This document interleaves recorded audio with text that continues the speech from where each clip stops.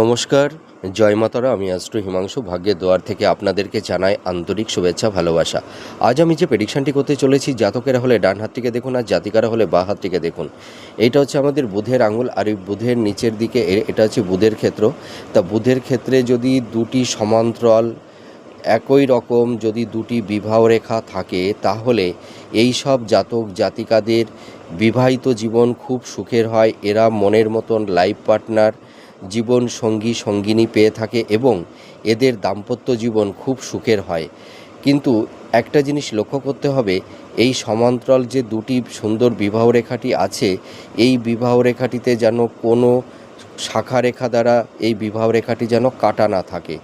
যদি কোনো একটি শাখা রেখা যদি এই বিবাহ রেখাটিকে কেটে দেয়, এই দুটির মধ্যে যে কোনো একটিকে, তাহলে কিন্তু এই শুভ প্রাপ্তি বা এই শুভ যোগটা কিন্তু অতটা হবে না।